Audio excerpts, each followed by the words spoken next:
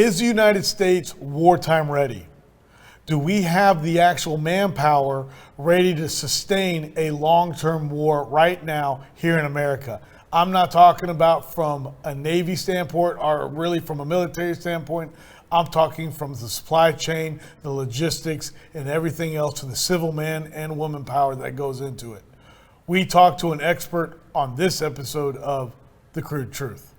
In 1901, at Spindletop Hill near Beaumont, the future of Texas changed dramatically as, like a fountain of fortune, thousands of barrels of oil burst from the earth towards the sky. Soon, Detroit would be cranking out Model Ts by the millions, and America was on the move, thanks to the black gold being produced in Texas. Now, more than a century later, the vehicles are different, but nothing else has truly changed.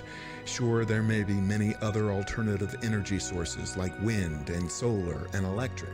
But let's be honest, America depends on oil and entrepreneurs, and if the USA is truly going to be independent, it has to know the crude truth.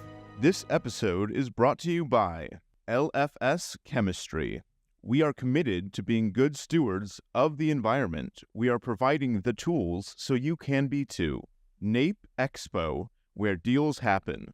Air Compressor Solutions. When everything is on the line, Air Compressor Solutions is the dependable choice to keep commercial business powered up. Sandstone Group.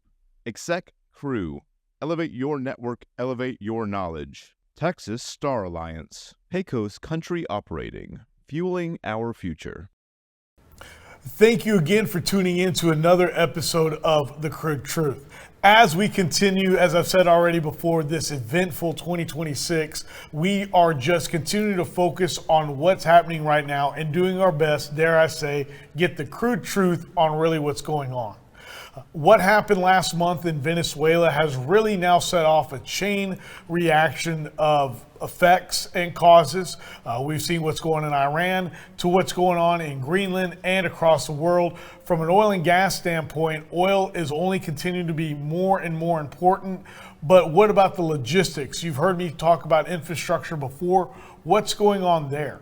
And with all of these military exercises, as I like to call them, going on around the world, what happens if America does get pushed into another war? Do we actually have everything ready to rock and roll here in the United States? What I mean is we're going to need the ports, we're going to need the maritime ports ready to go to basically back up the United States military. And is that ready? It looks like we might not be.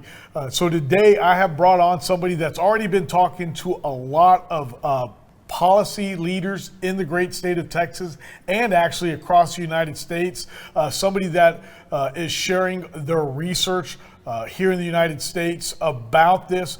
They have a doctoral in business administration to where their dissertation was on the sustainability of the United States ports. My guest today is the president and CEO of Sure Sustainability Reliability Company. I think I butchered it, but my guest today is Dr. Beatriz Canamary. Doctor, how are you? I'm great, thank you. Thank you, Ray. Thank you. I butchered the name of your company. Can you please say it again? A Sure Strategy Group, which is related to sustainability and resilience strategy. Sustainability and resilience strategy is so important right now.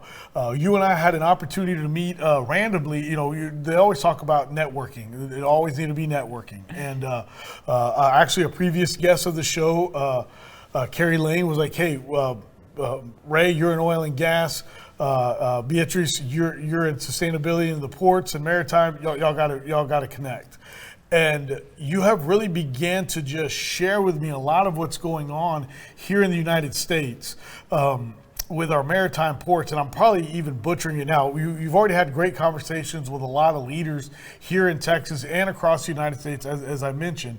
For those out there, can you just tell us who you are and why United States Ports was a passion of yours? Yes, so thank you for having me here again, Ray. It's really nice to share all the research and all the analysis and all the work we've been doing around this topic here. So just to frame a little bit, I'm a civil engineer by training, and then I had my master's in civil engineering. And then I finished my doctorate in business administration, which my research focused on the sustainability side of the U.S. ports. So I did a whole investigation around sustainability topics. I interviewed several executives from ports here in the U.S. Everything was great, the conversations. But when we look into sustainability, we have to consider the three main pillars, because people misunderstand and talk about sustainability only at the environmental side. Right. So sustainability is related to economic sustainability, social sustainability, and environmental sustainability. And what people misunderstand is the economic standpoint, because if you invest in environmental initiatives, they also have to make economic sense. We cannot generate jobs if we're not generating growth and profits, right? So that was my research. I'm not going to get into the details of everything that I did. I don't want this conversation to be very theoretical. But then last year, I started working together with major leaders on how we can modernize ports and how we can modernize the U.S. supply chain in maritime logistics, because of the threat around a major global conflict. So from that, and when people look at the United States power in terms of military, we think of missiles, aircrafts, troops, Right. but we miss the most important piece of it, which is the maritime infrastructure, the maritime logistics that is able to sustain a prolonged conflict. So missiles alone don't win wars.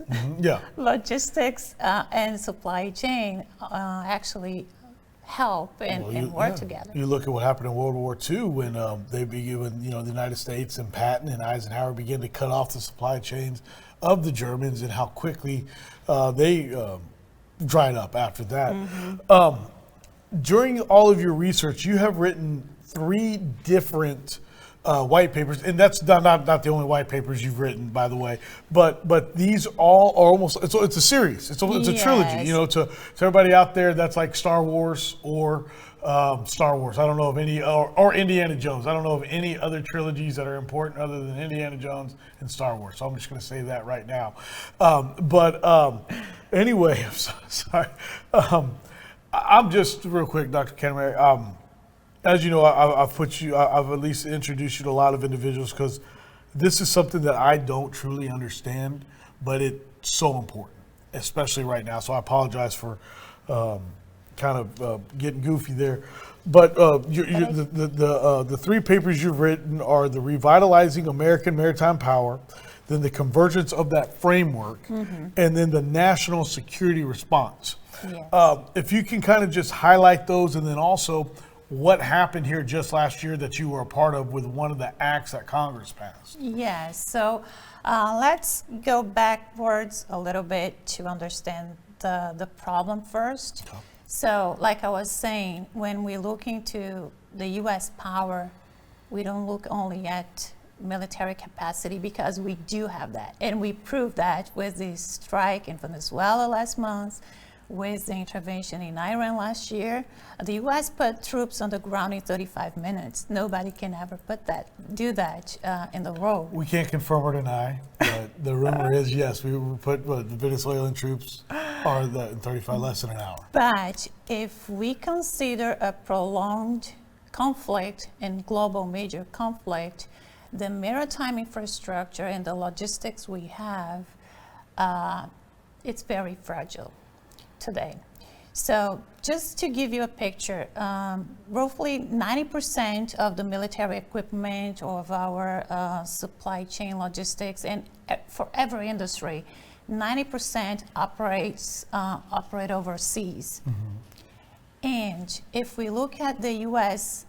Flagged vessels, commercial vessels, you're talking about the World War II. After the Second World War, the U.S. owned 50% of the global fleet, international fleet. And today we own only 0.4%. Wow. Yes. Now, what kind of fleet are you talking about? You talking like the tankers and the cargo ships? Yes, tankers, roll on, roll off, icebreakers, and any type of to supply. There was I was attending a forum about 4 years ago, in which 3-star naval admiral was speaking on this event, and he said, if we go into a major conflict with China today, I need 100 tankers, and we only have one. And everybody was just shocked. And after that, the government created the tanker, it's called the Tanker Security Program. Okay. To start building new tankers, and we got that number from 1 to 11. Okay. So that's the number today. We're still far away from the 100 that was said needed. Yes. And not only that, our fleet, if we look into the U.S. Ready Reserve Force Fleet, the average age of this fleet is around 40 years, a little bit more than 40 years. This is our Navy fleet, or this is just our the Ready Reserve Force Fleet. Wow. Yes. And after some exercises of activation of this fleet, only 60 to 70% responded on the timeline required to respond to a crisis. So that shows where we are at today. Wow. This is the biggest concern, and that's why this topic reemerged at the national security conversations. You know, your second paper in this trilogy, in the framework, also has to deal with the Ships Act. That was passed by Congress, and you had your influence or your thoughts and knowledge are part of that. Can you describe just what that was like, and just a brief overview of what the Ships Act is supposed to do? Yeah, so the Ships Act is already under conversations even before the current administration, and it was during a public hearing last year. I think it was in November, end of October, beginning of November. There was a congressional hearing, and there were witnesses there, which one of them is part of our group that we're going to talk about later here. And there was, we can go back to the first white paper, because that was the second white paper, and it was a coincidence that conversation came right after we released the first white paper. But we can go back to the first white paper first, just to give you the correct timeline of the events and see how we progressed until here. But yes, the Ships Act is a tool to incentivize the industry to focus on revitalizing the maritime industry, the maritime logistics. So there is already the concern from the Senate, from the Congress, around that topic.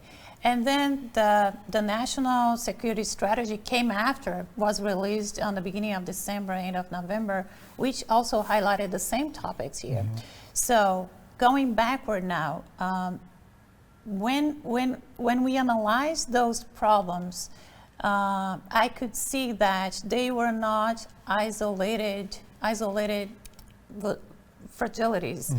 They were part of a systematic, I call the chain of constraints that one pushes to the next, and we need to identify where the first and the biggest, the major problem is, and then we start unlocking those until we get things moving forward on the speed and on the actions that we really need to implement to get this thing done. But and so looking at that, going backwards, looking at the problem, and I want to highlight one piece here, because it's not only about military itself, it's not only about going to war or a major conflict. Our economy relies on the maritime logistics, absolutely, food security, energy, technology, other industries, everything relies on the maritime logistics. So if we do not create foundations to be safe around that topic, It's a huge vulnerability for the country. So if you look at this problem as a systematic problem, like it's a global, like it's like a major, it's very complex. It's not only for the defense standpoint or military standpoint, but it's economic, it involves economic concerns. And when the national security strategy was published, it was well stated there, economic security is national security. Amen. Yes, ma'am. And the maritime industrial base is the foundation for both. Wow. You know, with that being the foundation, you are part of the U.S. Security Strategy Group and the team. Again, you've been having conversations with a lot of policy makers, a lot of policy makers, doers, and they're wanting to know what's going on. One thing I will say, we had the opportunity to meet either in late September or October of last year. And in our very first conversation, you were already talking about how the United States could strategically use Greenland already. You mentioned that. And now we look and we see that there's almost like an agreement written down, or a verbal agreement on how the United States is going to take back over Greenland or have Greenland. But it was a chain effect. It started in Venezuela. Once again, Iran's in the news, so I'm semi-happy that the price of oil has gone back up. And it's because of the unrest in the Middle East. Had absolutely nothing to do with the Venezuelan oil. But then you have Greenland. From a U.S. security strategy, can you just kind of highlight those 3 points on the globe and why those are so globally important? Well, Ray, I can speak a little bit on the technical side of this because why Greenland is so strategic for the United States. And there is a framework that was presented, and that's the only information that I have. But again, if we go into a major crisis, the China could only access the Western Hemisphere through this Strait of Malacca. Okay. And with that, if the U.S. could put a vessel there, then it would block, and it would, contain any escalation. Okay. The problem is with the ice melting around Greenland, that created another route above Greenland to the Western Hemisphere. And so today, that concern, it stands more around that and how we can safeguard the U.S., the Western Hemisphere. And that's why if you go back to the national security strategy, it's talking about the Monroe Doctrine. Yes. And all those protection of the Americas. There's a rumor that when President Trump seized those tankers of oil, they came here to Texas. I don't know, can't confirm or deny. But from the state of Texas, how important is Texas and their marine ports? Because in a meeting the other day, we've got the Beaumont ports, the Houston ports, Port of Corpus Christi, and then the Brownsville port is supposedly going to become a very big LNG hub, if not one of the biggest. How do you see Texas fitting into everything that you got going on? Yeah, so Texas is the center of gravity of all these discussions because of the oil industry, because of the energy market. So Texas is the epicenter of all these discussions here. And so you were talking about the national security strategy. We created, and we can talk about this in more details, but we created this coalition, which is the American Maritime Industrial Coalition, AMIC, which is, we want to be a catalyst of change. And it's a industry-led platform conversation. This is not a political institution. This is not a think tank. This is not a lobby institution. We don't want to favor any segment. What we want to do is coordinate and create a coalition of industrial players to move the needle forward based on all those findings from my first white paper, and build an agenda, a long-term agenda to support the government, because government alone cannot do everything. Right. The government and the Congress and the policymakers, they set the directions, they create tools, especially financial tools too. They create tools, they set the direction, but the industry compete. So the industry has to be organized in a way that everybody supports each other and work in a coalition manner. And that's what I really believe. I don't think anybody can grow or can do anything without partnerships, without speaking the same language and moving in the same direction. So that's the core purpose of AMIC, of this American Maritime Industrial Coalition. And we are ready to help the industry move the needle and do whatever it takes to support the government on revitalizing the U.S. maritime power. You know, as you have been going around, and now that AMIC, and in fact, with AMIC now officially being formed, what kind of feedback are you getting from our congressmen and women and individuals? You know, what are you hearing boots on the ground here in America about the AMIC coalition and how important or not important maritime is to them? What are you hearing? So when I wrote the first white paper, which was out of a industry leadership roundtable we had here in Houston last year in October, that was led by Carleen Walker. She's the leader from the Shipping Inside conference, and she convened almost 49 leaders in a private section in a room. With 7 different topics, different themes around how we can revitalize the maritime industry. So it was almost a full day of brainstorming sessions on what we have to do from an industry perspective. What do we have to do to accelerate that?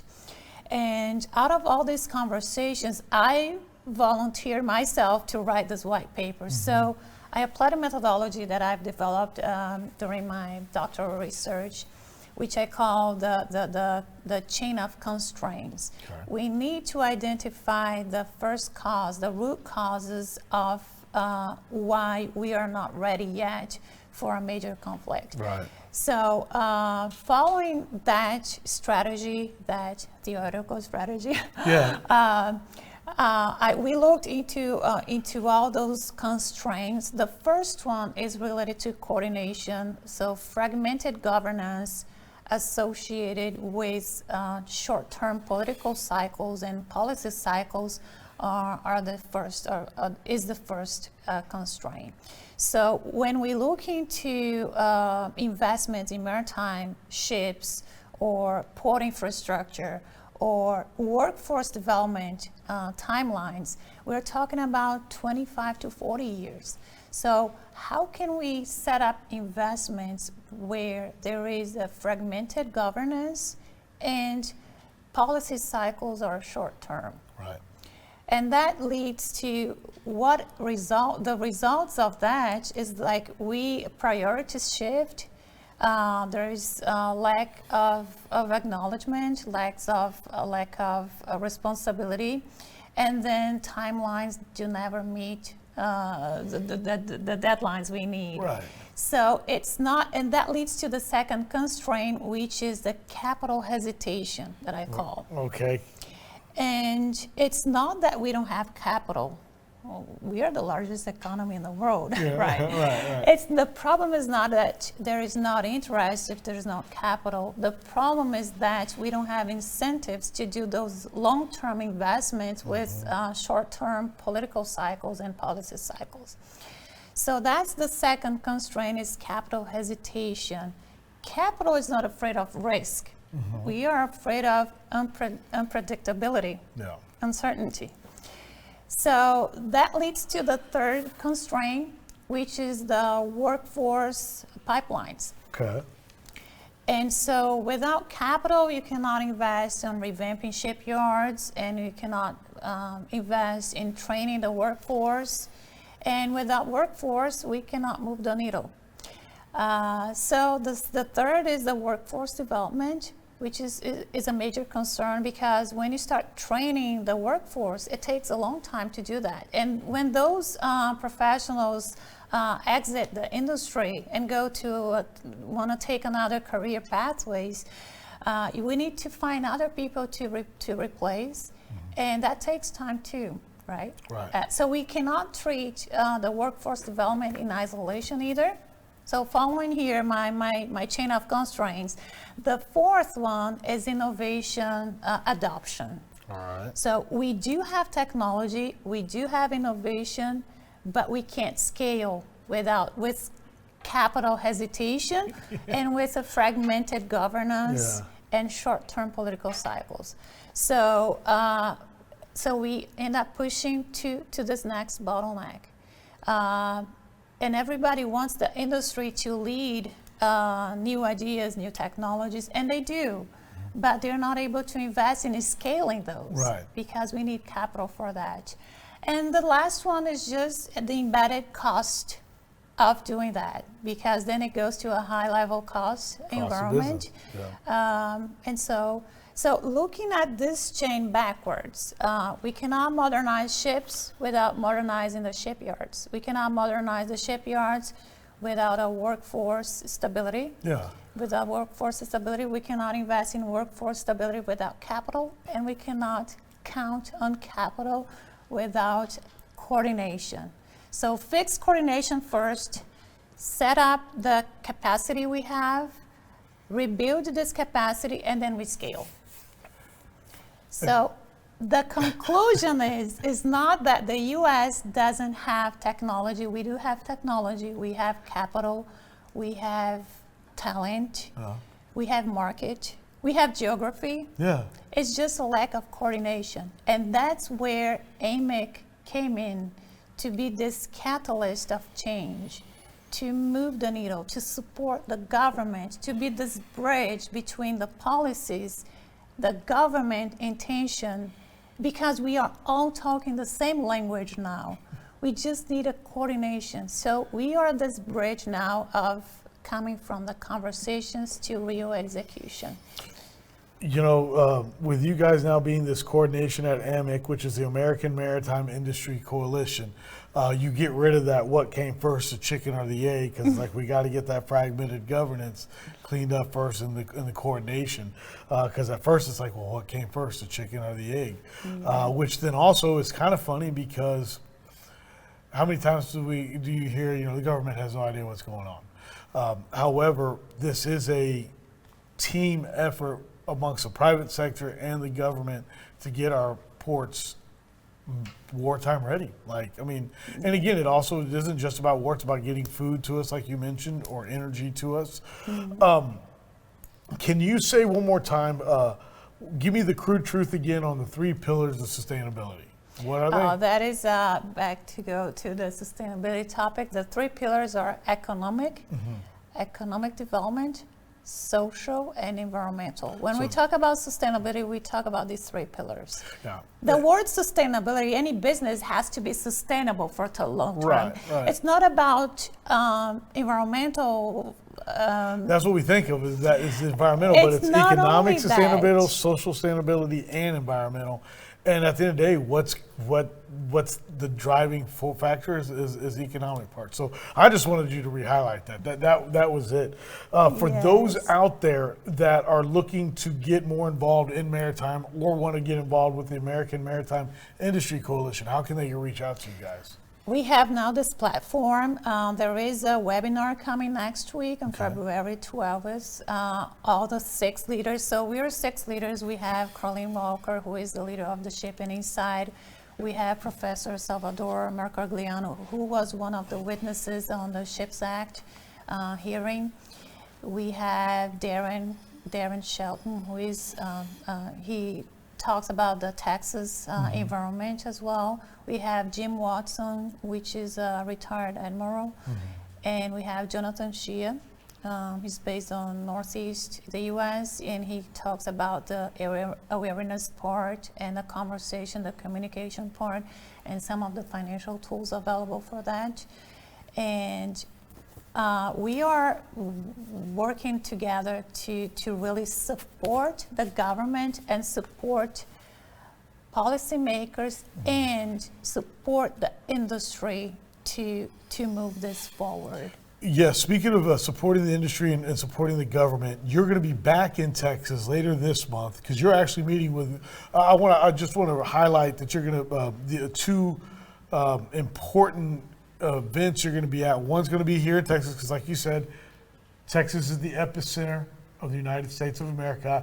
Actually, yesterday I was at the state capitol and I said, "This is where the decisions for the United States are made." And I did say that, okay. But anyway, you're going to be with Greg Abbott, and then so talk about that one, and then the one in DC, just real quick. Yeah. So AMIC already has an agenda for this year. We have now in February 25th another leadership roundtable here in Houston. Mm-hmm. Because, yes, we see Texas as the center of gravity of all these conversations. And although I'm based in Florida, and I love Florida, so. We know you're not moving to Texas. No, that's not the plan. My guest yesterday, if I may, I had on George P. Bush. He said that that is actually one of the, unfortunately, one of the reasons why we are having a tough time getting quality people to Texas is because they have to move to Corpus Christi, and when you've got places like Boston and Miami and the all these other glamorous ports, it's like, oh, we need you to move to Corpus. Anyway, I'm so sorry, just totally random. But yeah, so you're going to be back here in Texas. Yes, so February we have this agenda here in Texas, in Houston. And then we have in May in Washington, D.C., it's the Maritime Day. Okay. It's a Maritime Week. It's a national event. Today we have Maritime Week in several chapters in the country, but there is the Shipping Insight Conference there on May 20th. Yeah. And then in October we have a second leadership roundtable back here in Houston. And in the meantime, we have other events outside the country too. Yes. Yes, we have another event in Greece where we're gonna talk about this agenda, revitalization of the U.S. maritime industry, and other events. So we already have a full roadmap of what. So you guys literally hit the ground running. Yes, we have the willingness, we have the goodwill, and we want to make this happen from the industry standpoint, industry side. You know, for individuals out there that are looking to get involved with AMIC, how can they get involved? We have the platform. It's called maritimecoalition.us. Okay. They should attend our webinar next week on the 12th. All the 6 of us are going to speak on this webinar, explaining all this plan, explaining what happened, and the action plan to move forward.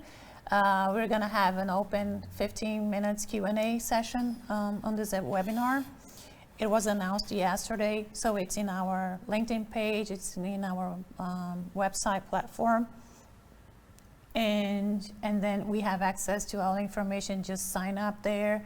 You just sign up also to join this movement. Okay. And we are ready to make this happen. Oh my gosh. Well, Dr. Canamary, I'm excited because we're planning to have you come back on after your event in Houston, after you visited with Governor Abbott and all of them. So I can't wait to see what else is going to happen after that. And then, like you mentioned, what you've got going on in May. You and your team at AMIC are blazing a trail, as I like to say on this show, and y'all are actually getting in front of policy makers and then the people that vote on that policy. So I just want to wish you guys the best of luck. As you know, PECOS is trying to figure out how we can get involved as well. And so I just can't thank you enough. So I have a message for you. So you're saying that you want to join. One part of our action plan is to build a coalition, cross-sector, cross-industry coalition. And what is that? It's bringing together agriculture stakeholders, technology stakeholders, energy stakeholders. Mm-hmm. So those industries that rely heavily on maritime logistics because they need that operating, functioning well. So bringing those to the conversation and to the table and trying to identify pathways to accelerate this movement is part of our action plan as well. Okay. So Well, I cannot thank you enough, Dr. I Canamary. invite you for this. Well, thank you. And I'm excited because, as you know, and a lot of people on my team already know we're trying to figure it out. Like, what can we do? And we're excited to have you here in the great state of Texas working on this. We hope to have you back. And again, looking forward to already, like I said, already planning to have you back on because, guys, this is a very important topic. This is a very important action that needs to happen. Like she just mentioned, it involves agriculture, technology, and energy. If you have any questions, if you want to donate, reach out to the Pecos Country, reach out to us at Pecos. If you need somebody better to explain to you what's going on, I can definitely put you in contact with a half dozen people that are better at it than I am to explain it. Okay, not Dr. Canamary, and that's why I asked her to come on. If you want to reach out to her and you got any questions directly for her or her team, and let me know. And again, this is just something that's so important that over the next several years, we need to make our maritime ports so much more stronger. And we're not talking from a military standpoint. We're talking from a day-to-day logistics infrastructure. If you watch any interviews that I do, build, baby, build. And that is what we need to do right now. So again, if you got any questions, let me know. Dr. Canamary, again, thank you so much for coming on. Thank you, Ray. For those of you, again, that want to reach out to you, how can they get a hold of you? Thank you so much. You can reach out to me through my LinkedIn page as well. Beatriz Canamary there. And there's one more thing that I wanted to add here to this conversation, because like you mentioned, there was this first white paper. The second was around the framework, the convergence framework with the SHIPS Act. The third was showing how maritime, the third was related to the national security strategy, which elevated this whole conversation to another level. And the upcoming white paper is about the national defense strategy, which is a document that was released about 2-3 weeks ago, and how maritime is also addressing a lot of those concerns. Wow. Yes. Wow. Well, I do know I've asked you in the past, and I'm going to do it. I just got to find time. I have a Substack out there, and I am going to write a summary, and I hope I do it justice of those 3 white papers. I will also have a link to those white papers, and then of course to the final one on this topic. Again, I'm going to give you so much information on this over the long term. Can't wait to get more out there. And Dr. Merritt, cannot wait to have you back on the show and see where everything's moving forward. Thhank you, Ray. Thank you. And everybody can access those white papers both from my company's website, which is surestrategygroup.com, and the AMEC website, which is maritimecoalition.us. Okay. So many topics that we talked about. If you want to know more about AMEC, here's a brief video about AMEC that I would like to share. You've probably already seen it. I'll be reposting on LinkedIn and maybe either other social media sites, but I want to share it here real quick.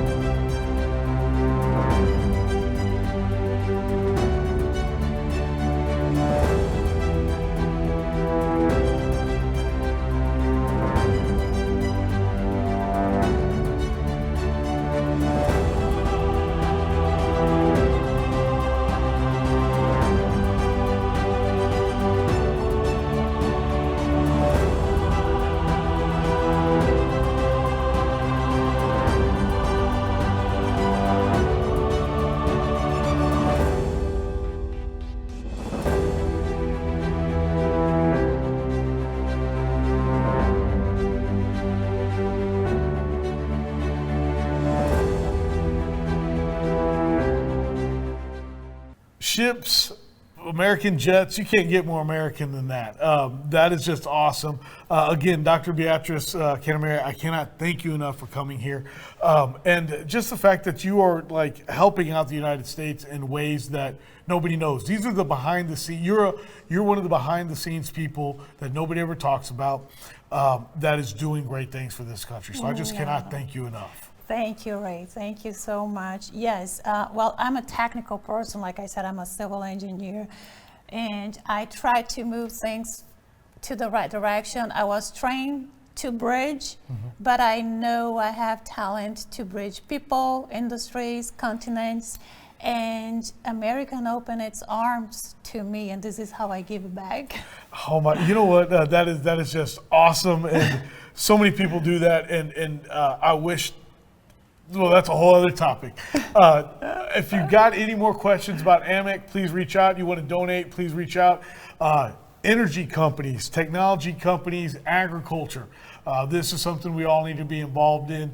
We need to be stand up ready as a country 24/7, and it involves all of us. Thank you again, and we'll see you again on another episode of The Crude Truth. Again, The Crude Truth would like to thank today's sponsors: LFS Chemistry, NAPE Expo, Air Compressor Solutions, Sandstone Group, Exec Crew, Texas Star Alliance, Pecos Country Operating, and Real News Communication Network. The easiest way to start your own podcast and TV show? Real News Communications Network. Stand out from your competition. Produce streams of high-quality social media content. Become a thought leader in your industry. With RNCN, you get to be the host. We handle everything else. Tour one of our 3 locations in Dallas, Fort Worth, and the Colony. Call 972-402-6333 or visit launchashow.com to find out more.